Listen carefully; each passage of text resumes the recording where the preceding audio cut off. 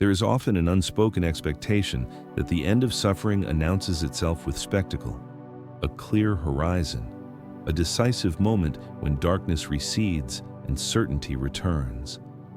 Yet the passage out of the long interior night rarely arrives that way.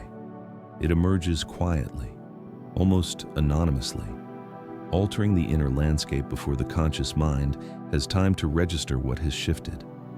What once felt like endless trial begins to loosen its grip not through triumph, but through subtle reorientation. The search for signs becomes unnecessary because the one who searched has already changed. Jung understood the dark night not as a failure of the psyche, but as a necessary descent, a rite of passage that dismantles borrowed identities and exposes the structures built to survive rather than to live.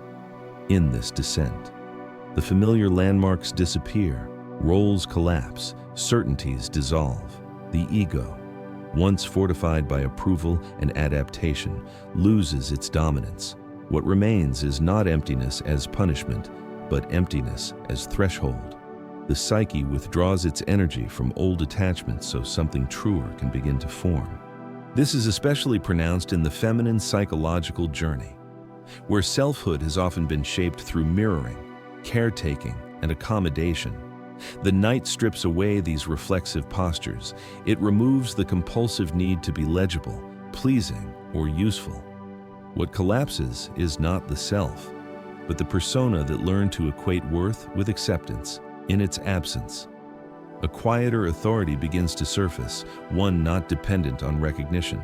At first, the change is felt somatically rather than conceptually. The body carries the memory of prolonged vigilance. Breath has been shallow, muscles have remained braced. Over time, without instruction or effort, these patterns begin to soften. The nervous system senses that the emergency has passed even if the mind has not yet caught up. This is not relief born of resolution, but relief born of truth. The psyche no longer wages war against itself. Pain does not vanish. Scars remain sensitive. Memory still visits. But pain is no longer mistaken for identity. It no longer defines the inner narrative or claims ownership over the future. Jung described this as the integration of the shadow, the moment when what was exiled is allowed to exist without domination. Darkness is no longer perceived as enemy or flaw, but as terrain, something known, navigable, contained within a larger whole. This shift alters the quality of solitude. What once felt like abandonment transforms into sovereignty.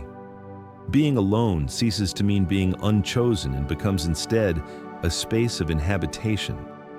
There is no longer a waiting posture, no anticipation of rescue.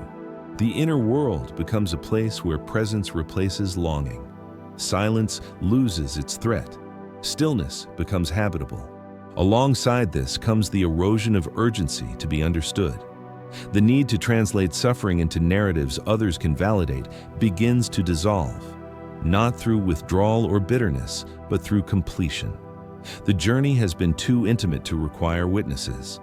The psyche recognizes when an experience has fulfilled its purpose. External affirmation loses its gravitational pull, meaning no longer depends on being mirrored. In Jungian terms, the compensatory structures of the ego begin to fall away. The stories once told to justify pain, to explain endurance, to render suffering intelligible, quietly lose their resonance. They are not argued against. They simply stop sounding true. The psyche no longer needs them to maintain coherence. What remains is simpler and more demanding. Presence without explanation. This marks the end of an internal conflict that consumed enormous psychic energy.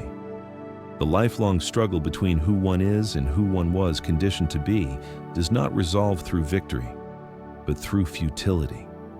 The weapons are laid down not because defeat has occurred, but because the battle is seen for what it always was, a misunderstanding. Wholeness replaces perfection, integration replaces performance.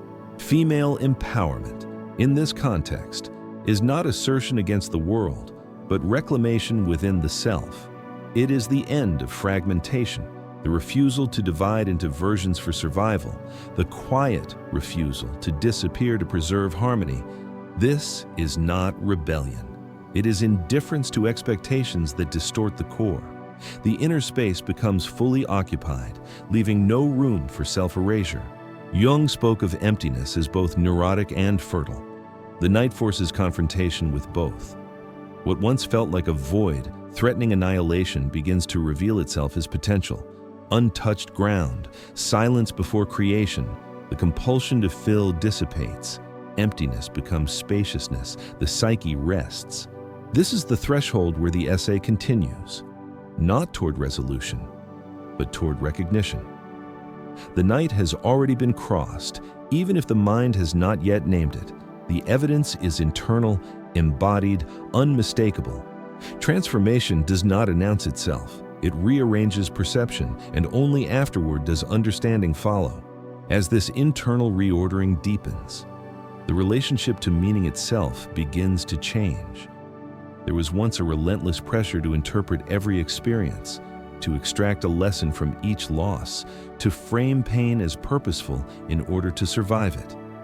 This compulsive search for significance was not wisdom, but a strategy to avoid the terror of randomness. The psyche clung to interpretation as a way to maintain control. After the night, that grip loosens. Life no longer needs to justify itself. Events are allowed to exist without explanation, without being conscripted into a narrative of growth.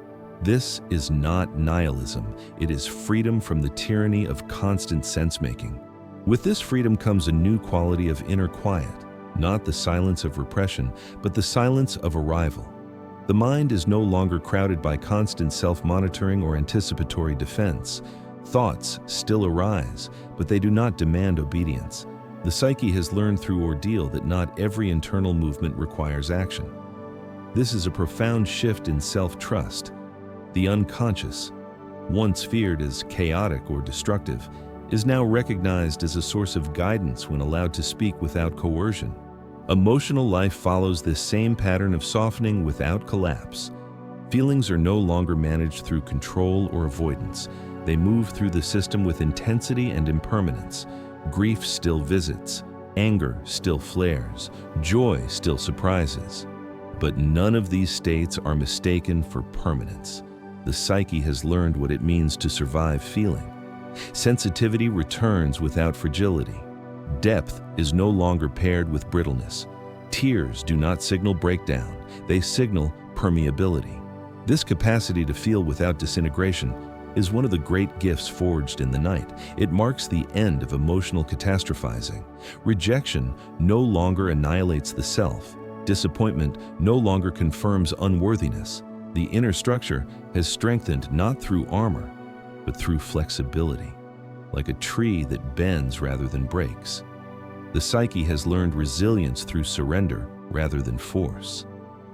As emotional regulation stabilizes, intuition quietly reclaims its place. Jung described intuition as the function that perceives possibilities and patterns beyond linear reasoning. During the descent, this faculty is often obscured by fear and noise. Afterward, it returns not as revelation, but as alignment. Decisions begin to feel cleaner. Choices are made with less justification. There is an embodied sense of rightness that does not require explanation. This is not mystical insight. It is the psyche operating without internal sabotage. The body mirrors these shifts in subtle ways. Breath deepens, chronic tension releases, the jaw unclenches, the shoulders drop. These are not techniques applied from above, but organic responses to an inner ceasefire. Jung understood the body as an archive of psychic conflict.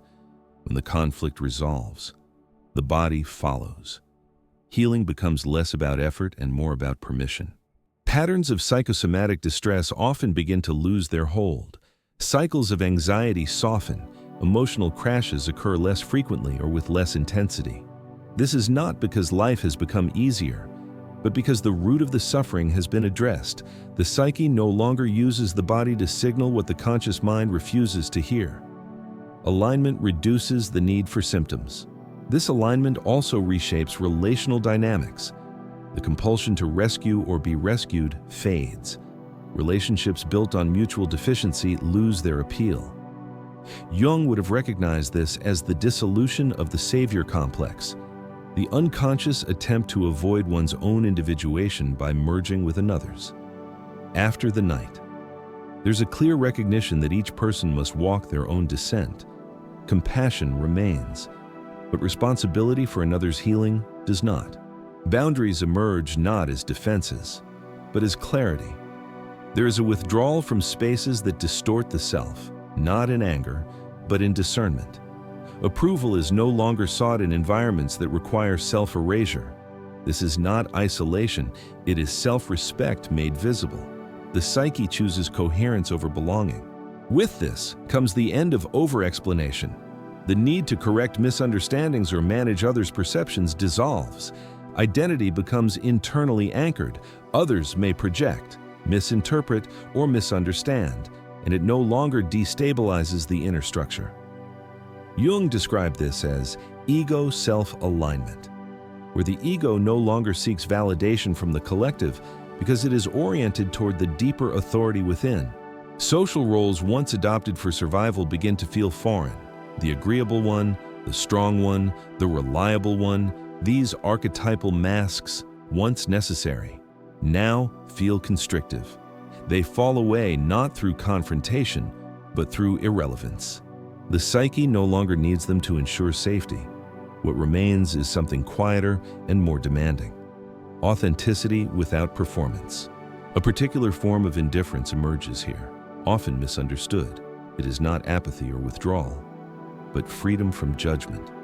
The opinions of others lose their power to shape self-perception. There is no longer an impulse to defend one's rhythm or priorities. Life is lived from within rather than explained outward.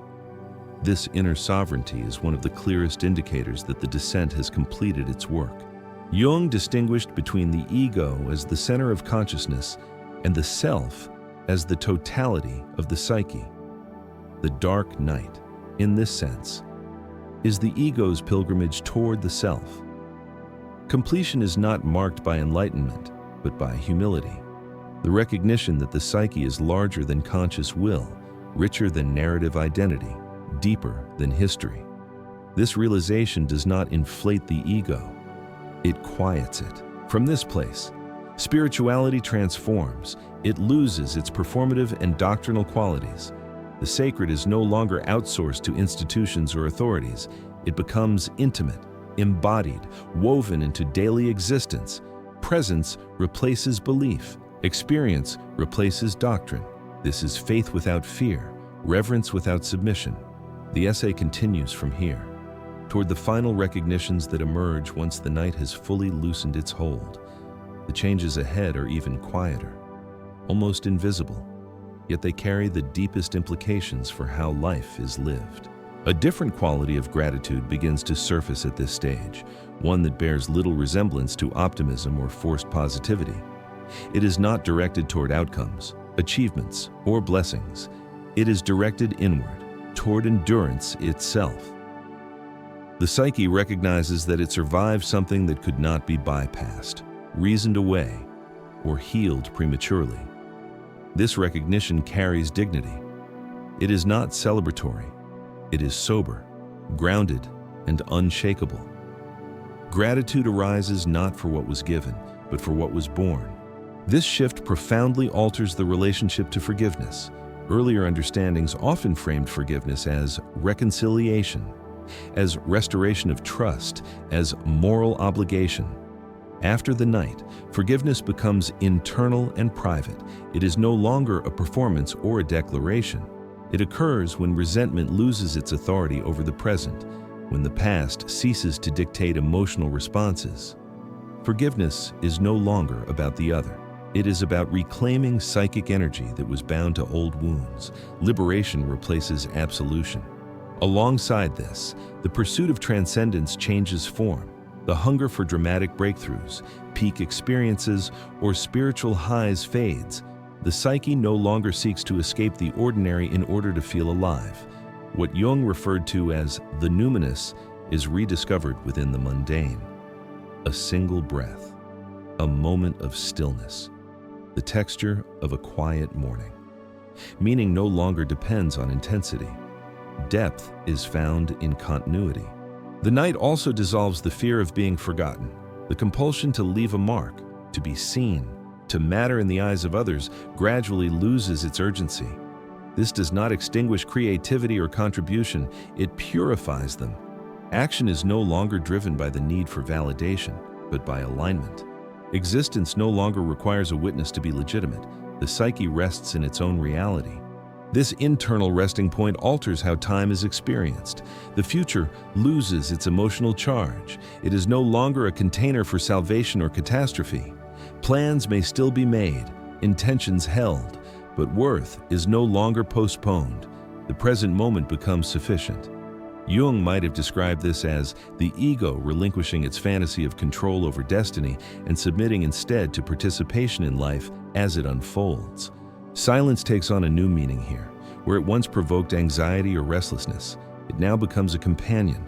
There is no longer a need to fill every space with noise, activity, or distraction. Stillness is inhabited without panic. The psyche no longer flees from itself. This capacity to remain present without stimulation is one of the clearest signs of integration. It reflects an inner environment no longer hostile to awareness. Solitude becomes a choice rather than a consequence. Withdrawal is no longer driven by rejection or fear, but by discernment. The individual retreats not to disappear, but to listen. The self becomes sufficient company. This does not negate the desire for connection, it refines it. Relationship is no longer used to escape oneself, it becomes an extension of inner coherence rather than a remedy for its absence. The body continues to register these changes. Movement becomes more fluid. Rest becomes deeper. There is less urgency in the nervous system. Jung emphasized that psychic resolution manifests somatically. When the psyche no longer fractures itself, the body follows suit. Health is no longer pursued as an ideal, but emerges as a byproduct of internal harmony. Another subtle shift appears in the relationship to control.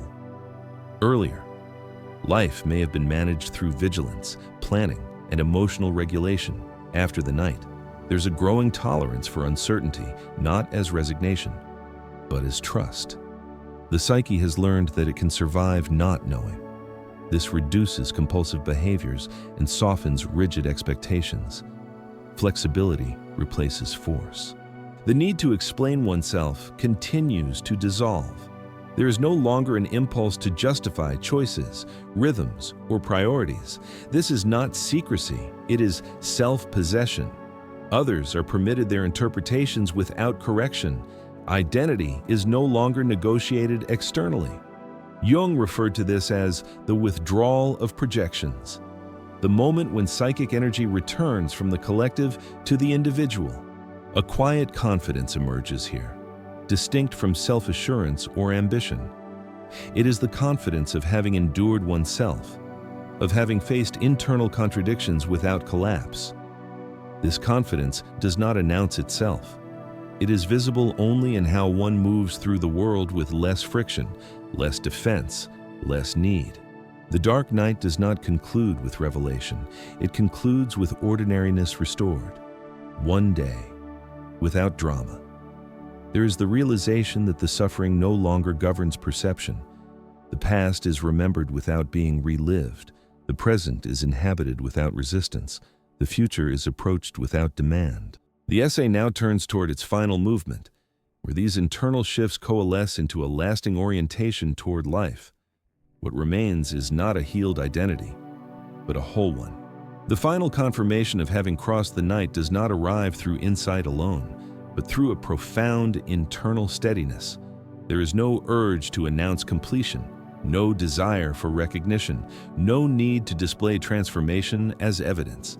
Healing ceases to be performative. It becomes lived.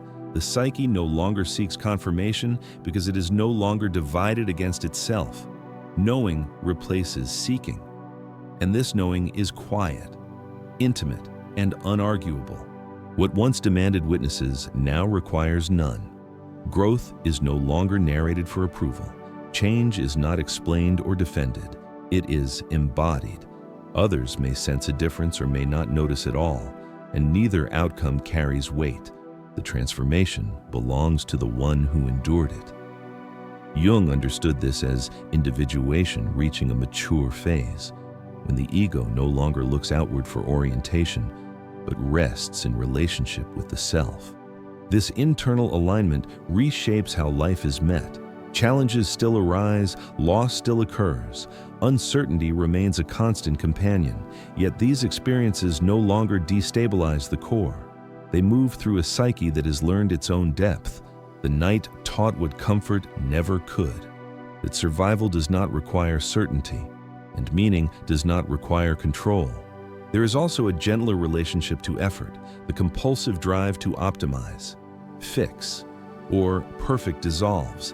Action becomes responsive rather than reactive. Rest no longer feels earned. Stillness is allowed without guilt. The psyche has learned that worth is not contingent on productivity or endurance. This is a particularly radical shift in a world that equates value with output, and it is one of the most powerful forms of feminine empowerment. To exist without justification is a quiet revolution. The internal critic loses its authority here. It may still speak, but it is no longer believed without question. Jung described this voice as an internalized projection of the collective, a remnant of external judgment turned inward. After the night, this voice is recognized for what it is, a habit, not a truth. Compassion replaces condemnation. Understanding replaces punishment. With this compassion comes a new ethical orientation. Choices are no longer driven by fear of rejection or desire for approval. They are guided by alignment. What feels false is released. What feels coherent is chosen. Integrity becomes instinctive rather than aspirational. Life is lived from the inside out. There is also a deepening respect for the journeys of others. The impulse to intervene, correct, or rescue fades. Each person's dissent is recognized as necessary and non-transferable. Empathy remains, but it is no longer fused with responsibility.